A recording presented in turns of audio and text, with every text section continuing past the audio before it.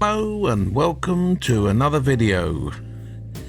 Today I'm going to tell you about a bike that I bought that was an absolute nightmare. It was nothing like what I thought it was.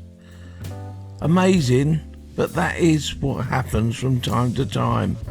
Doesn't matter how long you've been doing something or how good you are at doing it, you can still get caught out.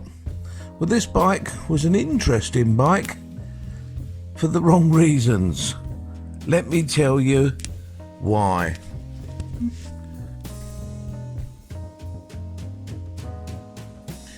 It was an ST 1100 Pan-European. At the time I bought it, these bikes were current and there was loads of them on the road, as there are today even. Brilliant bikes, and I have had quite a few of them, so I knew them quite well and I did really like them. I bought this bike as a do-up project because it was a non-runner. The bloke had gone out to it one day, the starter motor had failed, had given up the ghost, and he was just selling it to get rid of it. So I bought it and saw it as a nice job, get it running, do it up a bit because it looked quite nice. What a lovely bike, I thought. So I bought it, paid quite good money for it as well actually, and got it home, where I set about trying to find out why it wouldn't start.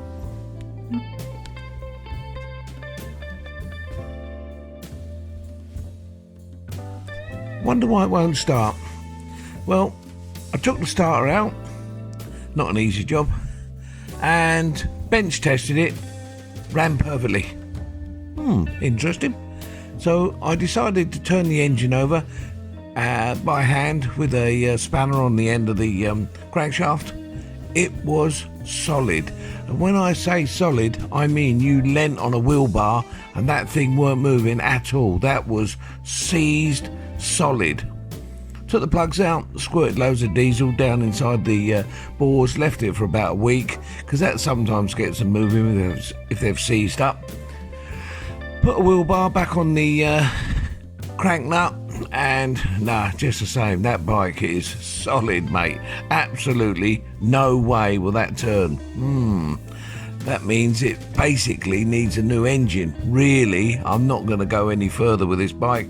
I decided, but the only option was to strip it for spares. A shame, because the bike was actually in really nice condition, as you can probably see from the photos I've shown you of it. So anyway, I started stripping it down, and then I found a few interesting things. So I began the long, arduous task of stripping it down. But these Pan-Europeans used to yield some quite nice items that for resale. The swinging arm, worth quite a bit of money. The alternator, they're worth quite a bit of money. The collector box on the exhaust, they're quite nice as well. These are all things that go wrong with these Pan-Europeans, so if you've got one in nice condition, they're highly saleable, and as a result they bring in quite good money. So really, even though I'd paid a lot of money for this bike, I thought, well, I'm probably going to get a reasonable amount of money back, so I'm not really out of pocket too much. So I started stripping it down, and I got down to the swinging arm first of all, took all the back end off, pulled the swinging arm off. I thought I'd give it a good clean up and make sure it's in good condition before I actually advertise it for sale, and repaint it so it looks nice, and then obviously whoever buys it will have a nice swinging arm to put on their bike. So I started stripping it down and cleaning it all up, and then I found this.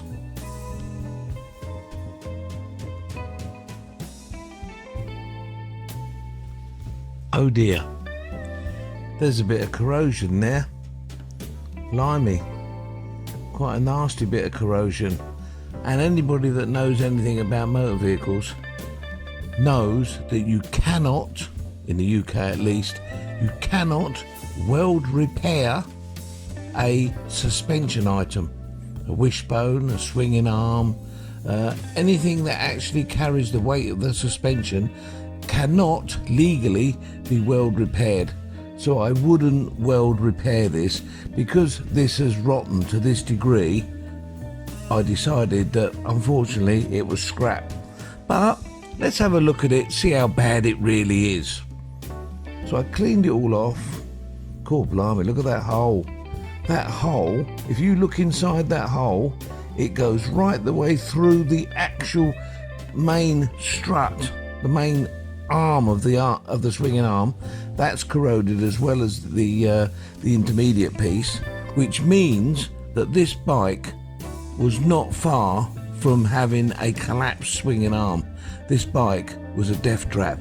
If this bike hadn't have seized, then potentially the guy that owned it may have ended up in a bit of a bad accident. But worse was yet to come.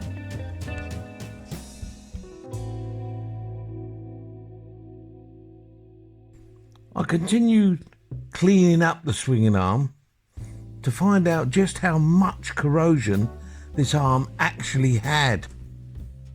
And then, strangely enough, as I cleaned the paint and the rust and the crap off of it, I noticed that on the bottom of the arm there was like a clean, shiny bit. Really? What's this? Has somebody already repaired it? Well, yeah, they'd kind of repaired it, but the repair was a piece of wood.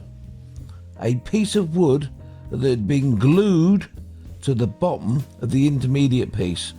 So I peeled the wood off and just look at the corrosion. Look at it.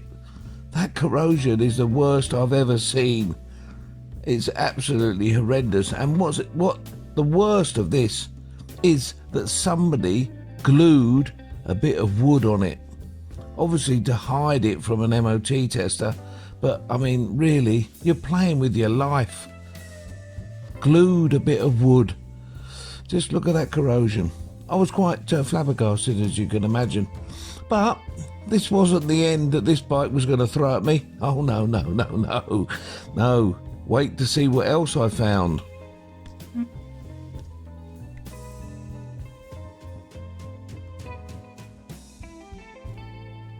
Just in front of the swinging arm on the Pan-Europeans, as you probably know if you've worked on them, is the alternator. They are very difficult to get off. They're mounted right at the rear of the engine, in between the engine and the swinging arm. They live in a very enclosed space. Well, as I'm working away and I've pulled the swinging arm off now and stunned myself with the condition it was in, so the next thing to look at is the alternator, because these alternators, as I said to you before, they're quite sought after because they used to cause problems. Well, I started looking at this particular alternator. Cool, blimey, it doesn't look that nice. It's all covered in corrosion, but it's worth checking them out just to see what it's like. As I was looking around it, I noticed there's a little tiny crack in the casing. There's a little crack there. Oh no! I wonder if this has had a problem. There's a little crack. So after faffing about like you do in order to get the alternator off, I pulled the alternator completely off the bike, put it in the vise to have a look at it. It was seized, and I mean seized. It was solid. It was absolutely solid. The casing fell apart in my hands, as you can see from the picture. I started to partially dismantle it to see where it had seized, but that was unbelievably seized solid. That had destroyed itself. But the interesting thing is, with that alternator off and seized as much as it was, I wonder if the engine turns over. I put a socket on the end of the crankshaft, turned it over, and it spun like a good one. So the whole reason why this engine had seized wasn't the engine at all. It was the bloody alternator. The alternator had seized solid. How much is an alternator? Well, Honda, at the time, the only place you could get a bloody alternator for one of these was selling them for about 600 or 700 quid, which is horrendously expensive. How annoying that they corner the market in this way and then charge you pathetic amounts of money for their bad design. The reason the alternator ceased because it wasn't being called, and it wasn't called because of where it was placed, and it was placed there by the designer. So really, Honda should have been giving alternators away, not charging people 700 quid for one. I was really annoyed. I looked at the part number on the alternator to see if I could find somewhere else where it was being used, on another vehicle, a car or something, but no, this alternator was made purely for the ST 1100 Pan European, so there's no way you could get one anywhere else. You either bought a second-hand one that was in hopefully good condition, or you shelled out 700 quid for a new one, which would eventually end up in the same condition because of the bad design. How annoying, eh? But I continued with my strip down, and basically you learn your lesson, don't you? So the next time I looked at an ST 1100, I spent ages looking at swinging arms and alternators, and you can see why. Anyway, that's the end of this week's video. Hope you enjoyed it, and look forward to seeing you next week. Take care. See you later.